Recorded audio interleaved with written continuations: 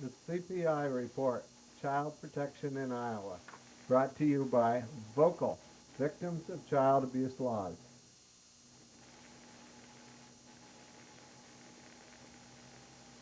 You can watch our program on Mediacom Channel 15 here in Greater Des Moines, Iowa, and around the city of Des Moines on Sunday afternoon at 1 o'clock p.m.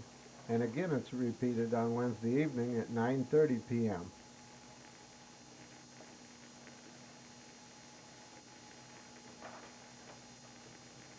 You can email us at vocaliowa@mchsi.com. My telephone number is area code 515-276-3956. John's number is 515-282-2672. My name is Don Burgmaier, and with me at the controls is my co-host, John Harvey, and welcome to the CPI report. That stands for Child Protection in Iowa. And we have enlisted the assistance of Terrance Walker, who has looked into some of the court issues, because the court issues seem to be much a part of the problem that we're seeking to solve with families. It seems as though families are being drugged into juvenile court and into other courts as well with issues of false allegations of child abuse. And the families are being scrambled. Well, Terrance has a guest to be on board today. And to hear that guest, we turn now for introductions to Terrance Walker. Thanks again, John and Don, for having me on the show once again. It's not too often we get to have guests on the show, other guests other than, myself. But we've got a really good guest on the show today. And speaking of child protection laws and victims of child abuse laws here in Iowa, I thought it would be right for us to have a discussion with a lady who has authored a book called Overcoming the Devastation of Legal Abuse Syndrome. Because as victims of child abuse laws, I'm sure that all the people out there, a lot of the people out there are people that are victims of the legal system itself, such as I or you or anyone out there. I think that it's right to have a discussion about what is legal abuse syndrome. And so we've got a lady on the phone by the name of Karin Huffer, who wrote this book, Overcoming the Devastation of Legal Abuse Syndrome. And it's actually very popular, and it's been out for several years. But, it still has staying power, because the legal industry or the legal profession has been one that has come into a lot of criticism as over the past couple of years, and a lot of legal reformers, such as myself and you guys, I guess, can really feel the need to discuss legal abuse syndrome. But anyway, why don't we just I've got Karin Huffer on the phone. Why don't we just say hi to her? Hello, Karin. Hi, Terrance. Thank you so much for having me. Yeah, thanks for being on our show. And I appreciate you sending us a copy of this book, Legal Abuse Syndrome, The Overcoming the Devastation of. I was wondering, first off, what is legal abuse syndrome? It's a post-traumatic stress disorder that is caused by the actual process you turn to solve your problem. You have a problem, you take it to court for a reasonable resolution, and you wind up with post-traumatic stress disorder as a result of simply going to the court to try and get a resolution. And you usually end up broke, too. Yeah, I know. That's happened to me a couple times. I thought it was very interesting in your book. You had in the foreword, matter of fact, you had an attorney write your foreword in your book, Anthony Souza, and I guess he was he says as a former United States trustee covering bankruptcy administration. He talks about how the bankruptcy system was intended to be the most advanced, compassionate, and humane system anywhere in the civilized Western world. Unfortunately, and I'm paraphrasing here, the system has left confident, outgoing entrepreneurs reduced to shell-shocked paranoia, unable to make the most basic decisions. Polite, law-abiding individuals are transformed into raging extremists after being lulled unsuspectingly into many cases into believing that they will emerge from bankruptcy able to pick up the pieces with a fresh start. And he goes on to say that your book is a most timely and worthy effort to explain the trauma and pain suffered by those who have been victimized by legal abuse. Are you the first one to coin this expression? As far as I know, yes. Okay. It came out of observations I made. I'm a marriage and family therapist and had a private practice, and it came out of observations that I made over quite a period of time where I noticed that people did not get better who were involved in the court system. They just didn't get better the way that you would expect. And I began to look into it, and then I discovered that the court not only introduces trauma, it continues to reintroduce the trauma over many, many years usually. And during all of that time, you're suffering losses. And as you lose your home and you lose your money and you lose relationships and you lose faith and trust in the system, the biggest losses are those of patriotism and trust in professionals and trust that your rights will be protected when you go into that courtroom. You believe that that judge is there to protect your rights. In fact, that isn't what people are finding. Yeah, I know when I was little, I guess I was disillusioned to believe that the American system was fair and just, and I was rudely awakened my first couple times that I've been to a court system, went to a court system, to realize that it wasn't the fact. Now, I heard you said marriage and family therapist. Have you had any dealings with the DHS? Because I know Don and John on this show, they actually talk a lot about the DHS. I talk a lot about the judges, so I guess we're kind of covering the same territory. But have you had any experience with the DHS, which is up here, it's called the Department of Human Services? Yeah, like Department of Family Services, that type of thing. Right. They're called different things, I believe, around the nation. Yeah, different states have different names for it. But yes, I've had a lot of experience with various groups and various agencies, organizations that try and deal with what's coming down in the courts. Problem is they're corruptible too, and you can get a good caseworker, you can get a good person sometimes. Sometimes they go the same political route as you find in the courts. Now, what I mean by the political route is that currently, and the Supreme Court just anointed this, currently the entire thrust of our nation is to go towards the money. So there's a wonderful law professor at University of Illinois in Champaign, Illinois, named Cynthia Williams. She's done a great deal of work on this, and it's called the philosophy of economic advantage. And that means whoever has the most power, whoever walks in that court with the greatest amount of money, is going to walk out with the most positive decisions. And she says that the judge can violate statute, the judge can violate contract. Nothing holds up and measures against the power of the most money. So what's happening is the telephone calls are made, and the anointing of this kind of philosophy is going on at all levels. So and you find the same players. You find the same psychologists doing the same things. You find the same players acting the same way. in various cases, and the cases will be very different, but they're kind of in a clique with the court. Right. It's such a flawed system. We really need to be looking at something very different for families. Yeah. Families need not to be part of an adversarial process when they already are having a problem. Exactly.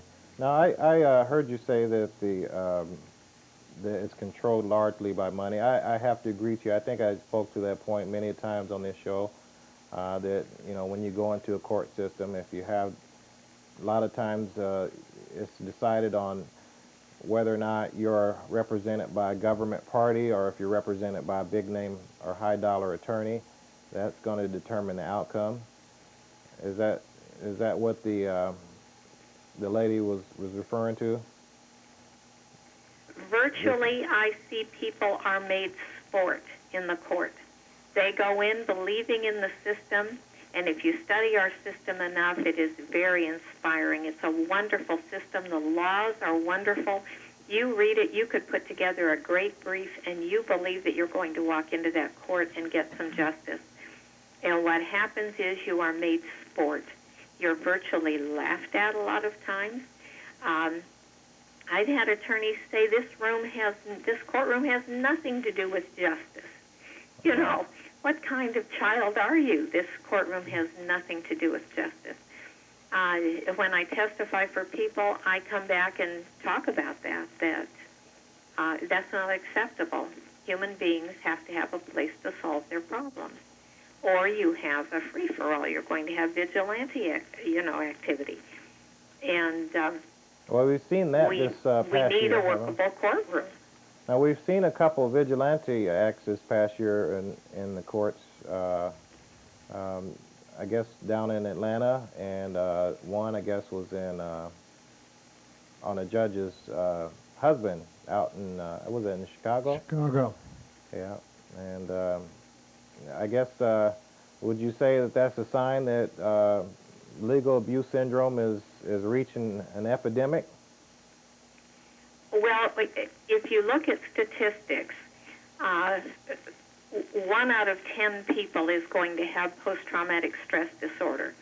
That's the visible kind. That's the kind that you get from earthquakes, car accidents, wartime, etc. You add to that the invisible post-traumatic stress disorder that comes out of the courtroom. We have at least 50 to 60% of our population that is going to be suffering from this disorder. This is an absolute public health crisis, and it's something that needs to be looked at that way. If you had anything else that when you entered it, you were going to probably walk out sick, it would have to carry a warning label. Right. Our courts need a warning label on them that if you enter this courtroom and you believe you're going to get justice and you follow the rules, you might wind up with post-traumatic stress disorder. I think that this is what needs to be brought to the Congress. Now, we are circulating questionnaires at this time, and we're hoping to get 5,000. Then we're going to take the results of those, and we want to get congressional hearings. And if we can get some Senate hearings looking into this matter, I think that it can be helpful. We've got the cases. We've got thousands of cases, of people that can come before that Congress and show where it's costing lives and health. And some children are raised in the court system. A child's life is relatively short. You drag something out 5, 6, 7, 8 years, you've eaten up much of that child's existence. They know nothing but the judge making their decisions. They know nothing but the family being broke because all the money had to go into the lawsuit or the divorce or whatever, the issue is. And many college educations are simply wasted down the tubes going into the adversarial process. Wow. Now, we talked about, I guess, legal abuse syndrome. What do you think is the causes? I talk about how we have a lot of people that are in the courtrooms all the time, all the judges, for the most part, who have no idea what justice or injustice is, making these decisions. Could you add to that on what are the root causes for why we cannot get justice in the courtrooms here in America? We're not getting justice because it doesn't serve the economic advantage. Okay. Justice has nothing to do with what the court is, what the entire purpose of the court is now, which appears to be to transfer the wealth. Wow. So you can go in there and talk all you want, and they'll give you some lip service. But when it comes right down to the bottom line, there's no one motivated to make the changes. Until we make the case of a true public health crisis, and we get some of these cases in front of the Congress, I don't know that we can even begin to motivate anybody to try and make changes. Now, there are individuals, and there are good lawyers and judges. There are people out there trying to do this job, trying to make it better. I think they're in the but small they end number, up being right? abused like the rest of us, you know. So we're all, we have been feeling somewhat isolated. But lately, about the last 6 weeks, I truly am noticing some kind of shift. There is some kind of change. I think the number of people maybe has gotten large enough that finally it will be heard. Well, I think that you had a large part to do with that, with your book, and I actually commend you on this book. And you know, I've actually been meaning to get your book for some while because I've heard about it from Julie Alexander, representative of, I guess she's affiliated with your organization. Right, she does a wonderful job. I have a great deal of respect for her organization, Redress.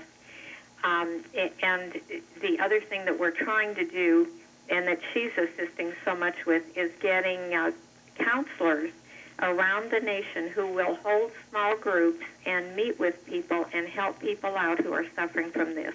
And we give the training on a homeschooling type basis. And some of these people charge for their services, some give it freely. It just depends on how the person wants to handle that particular activity once they're trained. But we train them in a homeschooling course, and we follow them with email and help them get their groups started, and they do a wonderful service. And, you know, Margaret Mead once said that all social change starts with small groups. And I believe that my dream is to see these small groups in every town across this nation. Wow. So that's your thrust of your organization's purpose? Well, at this time, that's the project right now are to get these questionnaires in and get the congressional hearings. Okay. And we have a lot of organizations that are cooperating with that. And secondly, to get the as many people trained as we possibly can in holding these groups that virtually help people recover from the PTSD. They give them supportive help them prevent it if they manage to get involved before they go to court. You really can do quite a few things to assist people, but first they have to not feel alone and lost. Right. Exactly. And somebody watching you today is feeling alone and lost, I'll bet you. Yeah. Well, we've got a lot of people that I know face adverse situations in the not only from the DHS but and the Department of Human Services, but the court system here in Iowa. And I've been advocating here for a couple of years in Iowa that I don't know if Florida you're able to do this, but we're advocating that you should vote out judges here in the state. And we're not saying all of the judges, but a large majority of them, because they basically do as you say. They capitulate to the powerful attorney, or to the high-dollar attorney, or to the government interest. I could not get justice going into most courtrooms here in Iowa, or in the United States for that matter, representing myself, or with an attorney that I might have acquired with meager means. And I know that for a fact. I've done it several times. John and Don have done the same thing. If it wasn't for publicity, matter of fact, a couple of the cases that we actually have won, I probably wouldn't have won. I can guarantee you that. Hmm. But I was going to ask you also, do you have, so you got groups in, set up across the nation right now? Are they?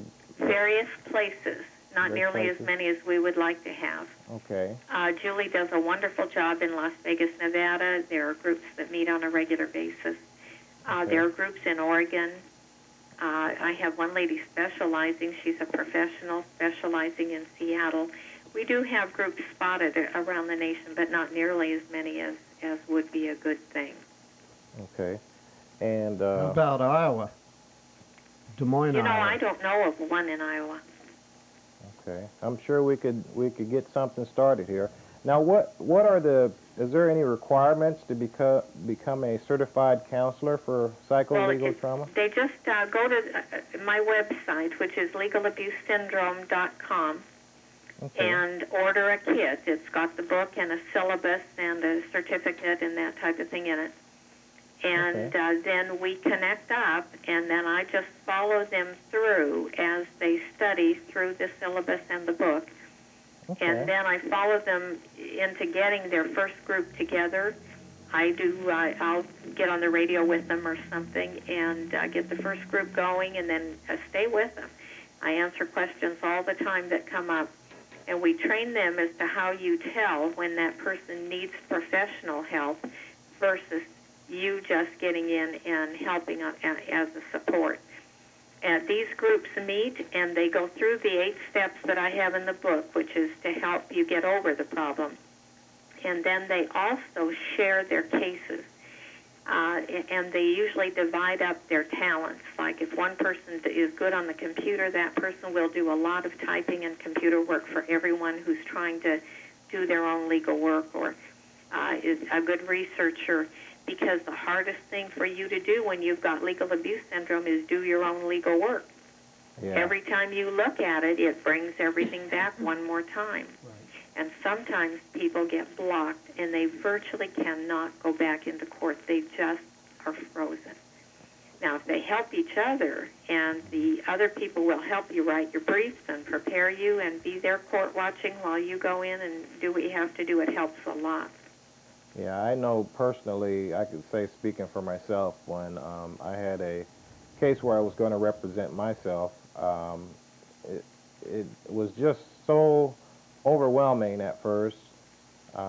When I did not have too much legal experience, it was just the dreadful thing to have to do, because you wouldn't know where to start sometime, and you can go to a library, ask the librarian a million questions and still not know what to do next, and look through all the legal books and look through all the rule books, and and come to find out, even if you do things right, you're still going to lose. So it's just devastating, I would say. And you're not helped in that courtroom in many cases. If the judge is doing his or her job, they help the pro se person. And we've got a couple cases here in Florida that are going very well because the judge is doing the right thing. Now, what do you say to those? With pro se people, he allowed one to reopen a closed bankruptcy. How often does that happen? And they did it pro se. And he's doing what judges are supposed to do, which is help you. But very often you find that, like I said, you're just made sport. You're just laughed at and frustrated, and they try and drive you to the point that you cannot come back. And sometimes you get sanctioned. I had a lady in California got sanctioned $60,000. This is a working woman. She couldn't afford that. And then she was told not to come back in the court again. That is her court, by the way. Her tax dollars pay for that court, I think the judges forget about that, though. Did you hear me? You what? I said I think the judges forget that. They think that That's right. it's their That's court. right. It's like they've been elevated to some type of royalty where they own all the goods, and in fact they don't. And this is what we need to remind them all. They don't own it all. They do a service for us, and whatever we pay for pays their salary. Exactly. Now, what do you say to critics that say we shouldn't be helping each other with our legal cases? We shouldn't, judges shouldn't help us. I mean, I've heard a lot of comments such as that nature from judges before. What do you say about those comments? Well, it's inhuman, and it's nonsense. You know, there's nothing that tough about the law. There's nothing tricky. If they don't allow legalese in, there's nothing tricky about the law. The laws are written, and they're very clear. And, you know, what's amazing to me is you can walk in there with an advanced degree and put your case forth, and they say, oh, no, that isn't what it really means. Well, then, Your Honor, tell me what it really does mean. Well, it doesn't mean that, and then suddenly they're into retroactive things, and all of a sudden you're confused out of your point, you know. We must help each other. When the system doesn't help us, we must help each other. That's all we have. Yeah, that's true. Well, I commend you on all the work that you've done, and, you know, I certainly agree with you wholeheartedly on everything you said, and, you know, and I agree with your efforts. We're going to have a legal abuse syndrome group here in Des Moines, Iowa, I think. That would be wonderful. And, you know, that way people don't feel so left out or alone, you know, that are suffering from... They just need some support. They need some community to come around them. You know, if an earthquake happens, we get all kinds of help. But you go to court and get post-traumatic stress disorder, all of a sudden nobody wants to hear it. They're tired of it. It costs too much money. They're telling you get over it. It's only someone else that is going through the same thing or has been there that understands you can't just get over it and let it go. These are your children. This is your property. This is your country. You know, how do you just turn your back on it unless you're an irresponsible person? Yeah. I don't think I've heard it like that. Don had a question.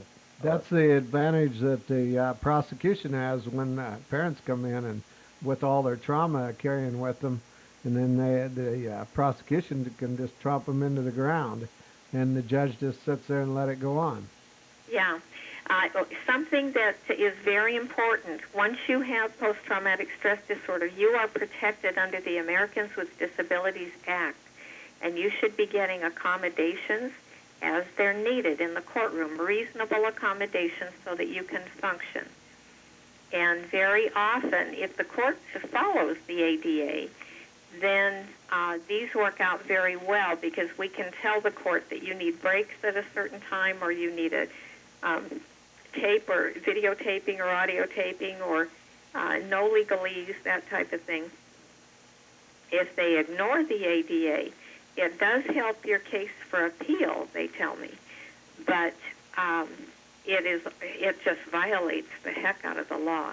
And a lot of people don't like the Americans with Disabilities Act because it makes you have to stop and be a human being when you're trying to bully somebody. Great. I think I'm not laughing at. I'm laughing with you. That's a very excellent point. Now, I guess I've never came across that before. So you're saying that you can actually go into court and with the ADA, under the ADA, have them not use all this legalese? Absolutely. You have to follow the law, and in every state and in every court they do it a little differently where they'll have one person, though, that is in charge of seeing that accommodations are granted to those with disabilities. And you inform them. I write these reports all the time for people. You inform them that you have this disability and these are the accommodations you need, and then it's whatever you need in order to function in that courtroom. And when they grant those accommodations, it makes a world of difference in how you can manage your case. Wow. Especially if you're pro se. I had one lady that was blind, and the judge was not letting her have anyone with her to help her read documents or have her as a TTV or whatever, or little monitor that would help her. They were denying her every ability to function in that courtroom. Wow. We've seen that a lot. Yeah. I've got a Oh, question. every advantage that can be taken to keep the upper hand will be done if you don't, play it back in a way that you can stand a chance of winning. And the ADA was meant for exactly that. Okay. Don had another question. How do you claim legal disability when you go into the courtroom? The first time.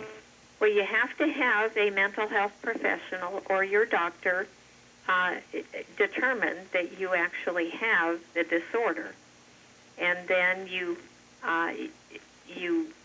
figure what you need in order to function. It's just like a child going to school with a disability, and they do an individual educational program for that child so that that child can function in the school because they can't function in the regular classroom. Same kind of thing. And you tell them what it is, and you get that in writing, and then it's presented, and then the judge is supposed to follow it. Wow, that's powerful. Karen, we're going to have to wrap it up here, but I wanted to just have you tell people how they get the book and how they get the information on how to become a certified counselor. Okay, my website is www.legalabusesyndrome.com. Okay. You can telephone anytime, 702-597-2982. Okay. And And we're happy to talk with you. They'll talk with either Julie Alexander of Redress or me. And we do help people with these reports that we write. We do expert testimony. We do whatever it takes to try and help because these are very, very important times of people's lives that they turn to the courts. Wow. Well, I commend you on your work, and I do think that it's something that's definitely needed. And I hope you good luck, and I'll be working with you for sure. And well, thank you, and keep in touch. And it was my pleasure meeting both of you. Okay. We'll probably have you on the show in the near future again. I'll look forward to it. Okay. Thanks a lot, Karen. Okay, bye-bye. All right, bye-bye. Again, Karin Huffer, author of the book Overcoming the Devastation of Legal Abuse Syndrome, paperback. You can get it directly from her website, legalabusesyndrome.com. That's all I had for this week. Did you guys have any? No, can't think of anything offhand here. I Don? just wanted to follow up on that disability deal. It definitely does put a parent in that category. With the, it reminded me of the ALJ, Administrative Law Judge, here when you have an abuse report or that you're fighting. Basically, that's where we experience it, and the parents go in there, and you can't have a friend with you, can't have the minister with you. The only person you can bring in with you is your paid attorney, if you can afford an attorney. And you're facing the, I call it the biggest law firm in the state of Iowa, the Attorney General's office. And those people, those attorneys are trained to take advantage of your disability, as Karin was saying to us on the telephone there. And it is very hard to overcome that, especially if you don't have any support, such as Don and John offer you from our experience of going through it. Well, that's all, John. I'll turn it over to you. Okay, we had about a 27-minute segment here from the Department of Human Services because we like for you to hear straight from the horse's mouth whenever it's possible when they have something to present. We had one other item. We won't be able to squeeze in the 27-minute one because we only have 24 minutes left. But we'll bring to you what we can from that segment. One thing that I wanted to mention, and that is that as this program was being taped, Polk County decided to install some additional problems for sexual offenders who have already served their time. And I noticed that in one case, one of the ladies here in town said that, let's see, the Devil's Island approach is to settling social problems is medieval, said Nad Sellians. I thought that was an interesting concept that she presented. We're doing all kinds of evil things to people that we don't like. And that is far and away from the direction we should be heading in this matter. It seems as though we go the wrong direction. Speaking of wrong direction, the Department of Human Services is established to look into cases of founded child abuse and to assist in those cases. They have determined on something called redesign, since they have given up their bad habits of trying to help families, they've given up that noble cause, I should say, of helping families. They've decided to help families that don't fit the pattern. In other words, the state legislature didn't set up the department to fit certain classes of people. That's people who don't have child abuse. So they invent a new group called At Risk. That way they can take jurisdiction over more and more things where they don't belong. That only cost us $3 million on a pilot project that will last 18 months, and right now is covering something like 1,400 families. Would you like a report on what it's all about? This is called Community Care, in which they are able to they're able to find money when they want it, and this is totally outside of the child abuse area. In other words, has nothing to do with real founded child abuse cases, but they want to tinker around with families that are on the borders of child abuse. Since they can't solve the core problems, let's go for the border problems. Well, let's listen to a presentation by those people who have the they won the contract, the $3 million contract for 18 months of work in an area, non-jurisdictional area of helping in child abuse cases, or in cases of at-risk cases. Let's listen to their report. You will not be able to finish the entire report, but we'll hear at least a part of it.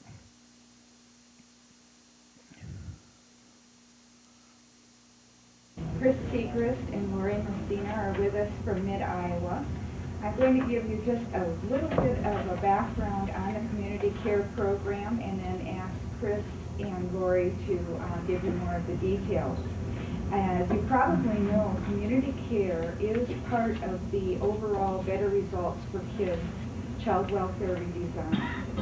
And what has happened with the department is that when we bring in or we receive a protective referral, we now are using a standardized child protective risk assessment.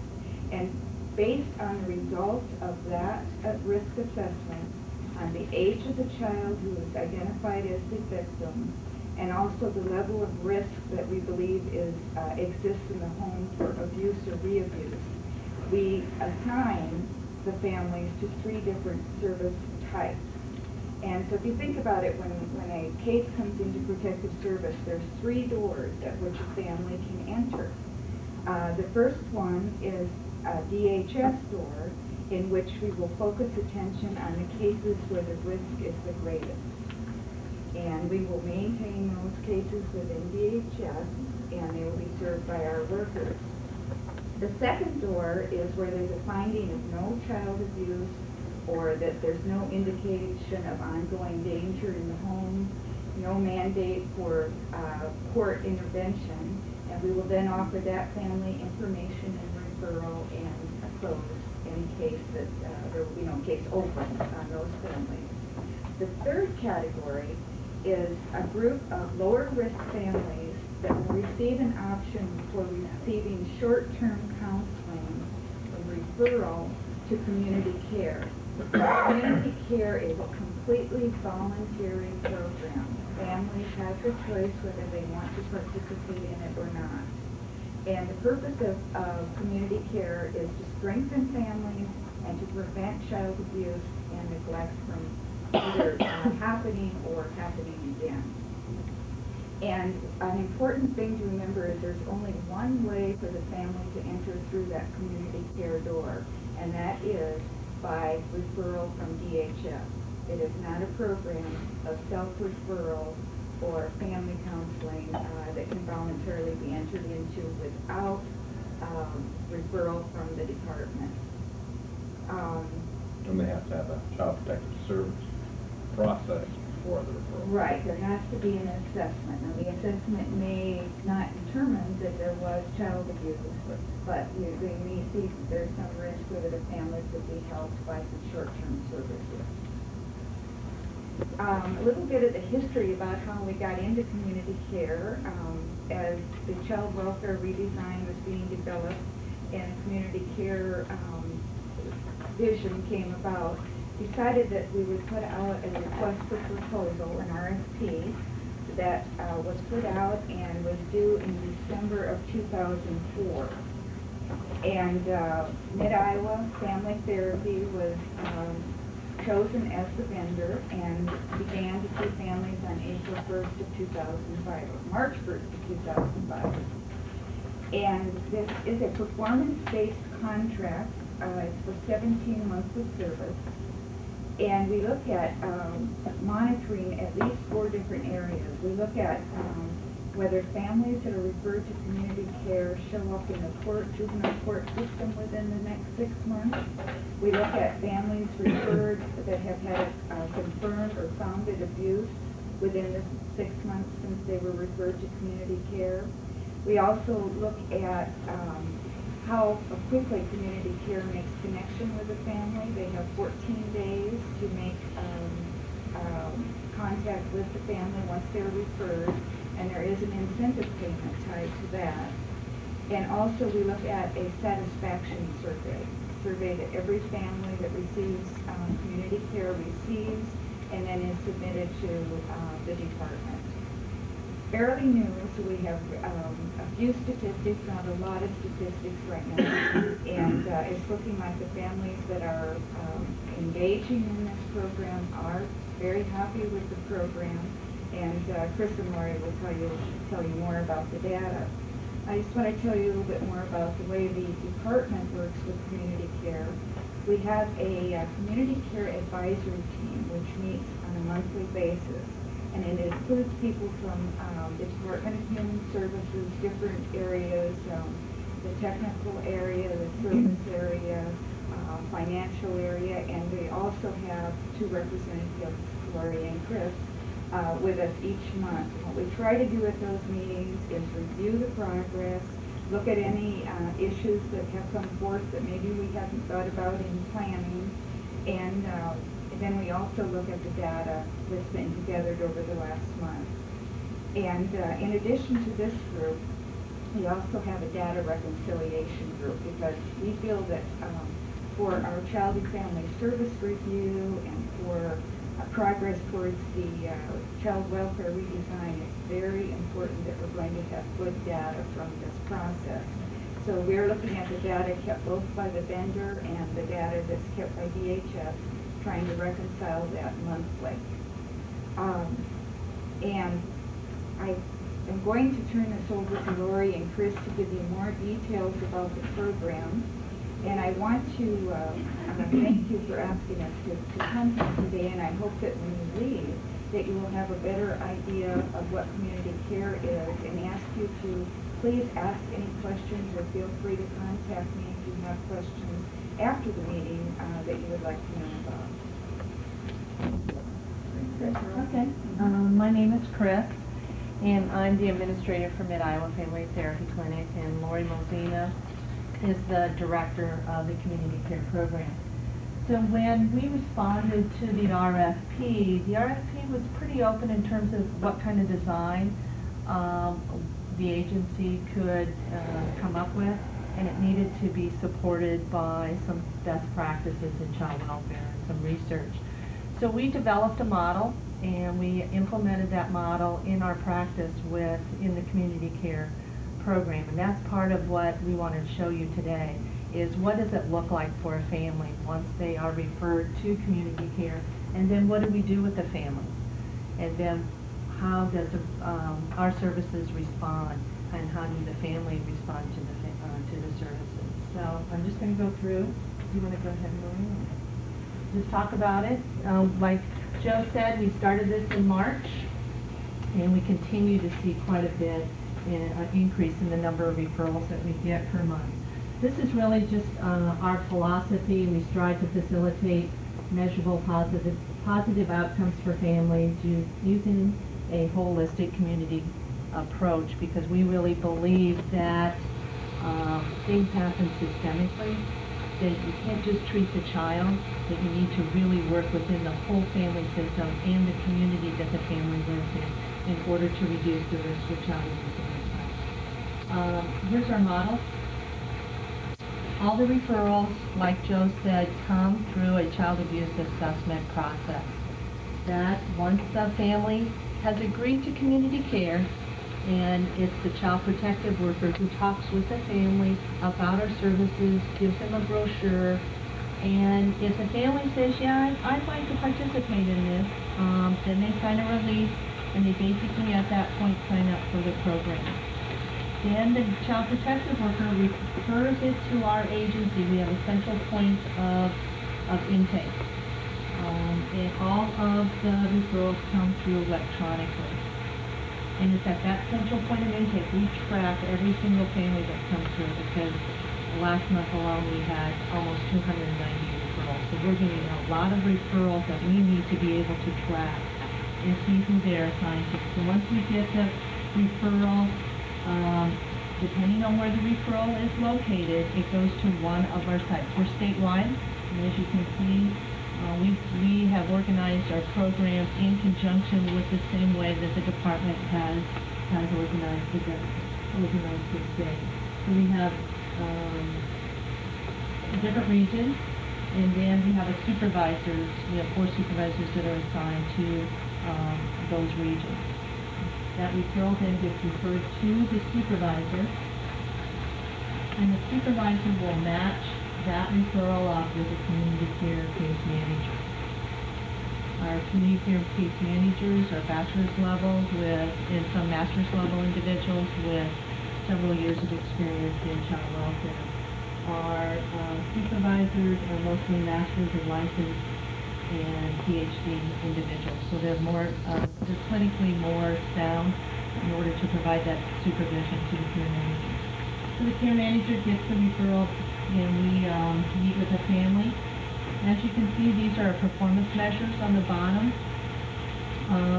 The contact will be made within 14 days of the date of referral. Not only do we get a contact, that doesn't mean just sending a letter out. That means we've got to get a response back from that family. And I don't know, as you know, quite a few of the families we get, they don't have phones. And so we're traveling out there, knocking on their door, trying to connect with them and engage with them, because that piece of engagement is a critical piece of the success of our program. And we'll talk more about how we're doing in our performance measures. I didn't do that. So our central point of intake, the family has agreed to participate voluntarily in services related to a child abuse assessment. These are the 3 categories in which the family would be eligible for community care. And we get referrals that are not confirmed, but the child is believed to be at moderate to high risk of future abuse and neglect. And the way in which the child protective worker measures whether it's moderate to high risk is based on the assessment tool that they use. We also received confirmed reports of child abuse but not found it, and the incident is believed to be minor, isolated, and unlikely to reoccur. So it's a lower risk family. And the last one, we do families with a founded case of child abuse and the child is age 6 and above and believed to be at low risk of repeated abuse. And those are the 3 categories in which the family would be eligible for community care, along with being voluntary. Once the community care case manager meets with the family, we do a triage approach because we need to assess what's the level of risk with this family that we're working with.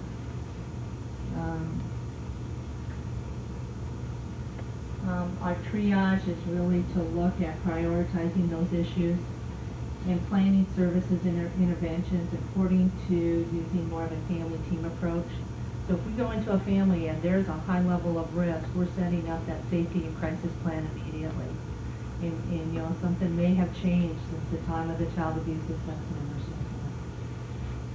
something. So our basic screening process, face-to-face with the client, the family, asking them, what is it that you see could be helpful in helping your family? We also implement the same risk assessment as a child protective worker.